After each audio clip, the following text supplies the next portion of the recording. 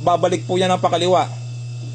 Oh, babalik yan. Oh, di ba?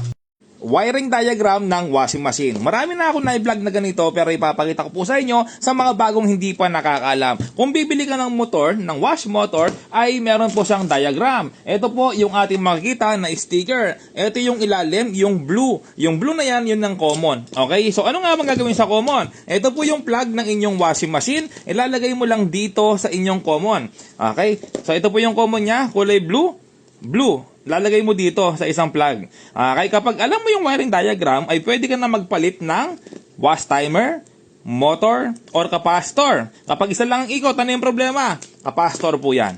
Okay, kapag ayaw mag-reverse, capacitor po yan. Ay, mali pala. Hindi pala maka-repairman. Puro ako capacitor. Ito pala palitan mo dapat. Ang wash timer, no? Kapag ang isa lang ang ikot, ayaw mag-reverse, wash timer.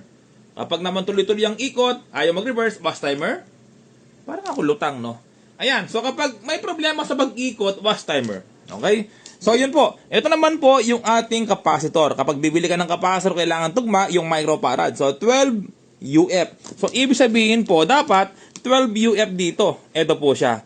Okay, so waterproof po ito, mga repairman. Kahit na mabasa, masira yung rubber velo, masira yung gear case, okay pa rin to kasi nga silyado. Okay, so bali, ito yung ating linya ng capacitor, yung red tsaka yung yellow. Okay, so yung red tsaka yellow, ito lang po sa linya ng capacitor ng ating washing machine. Okay lang, kahit baliktad, walang problema.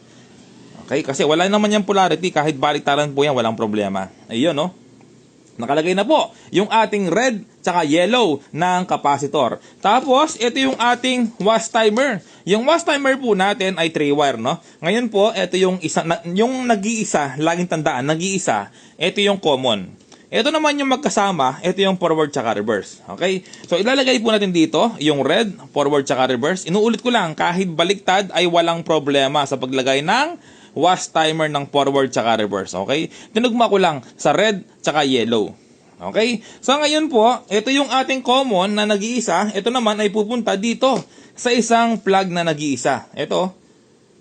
Okay? So lagi na lang nag-iisa, no? Plug na nag-iisa. Ito po siya. Okay? So napakadali po ng ating wiring diagram, mga repairman. No? Tingnan nyo. Oh, ito yung common ng wash timer. Common. Yung nag-iisa. Oh, nagpunta po dito sa plug ng wire. Ito naman isang wire ng plug, ito po yung common ng ating washing machine motor, yung kulay blue. O tapos yung red tsaka yellow, ito po yung linya ng capacitor at linya ng wash timer. Ito po siya, yung magkasama. Di ba? Napakadali mga ka-repairman, basta sundin mo lang yung diagram po dito. Laging tandaan, yung red tsaka yellow, yan po yung linya ng capacitor. Kahit baliktad, walang problema. Ito naman po yung blue, yan ang common. Napakadali, di ba? So ngayon po, subukan na natin yan, syempre. Okay? So ito na mga ka-repairman, no? So pihitin ko na to kasi nga po magwawala yung ating washing machine, no? Magwawala, ikot po kasi yan eh. Okay? So pigilan ko lang kasi naka-open wire po tayo, baka tayo makurente, no?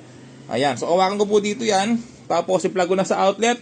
1 2 3. Ayan, no? Ang lakas mga ka-repairman. So yung ikot po niyan ay pa-clockwise, pa kanan. Ayan. Tapos babalik po yan ng pakaliwa. Oh, babalik yan. Oh, di ba? Oh. Oh. Ay, ang galing mga ka-repairman, no? Share mo rin sa iba.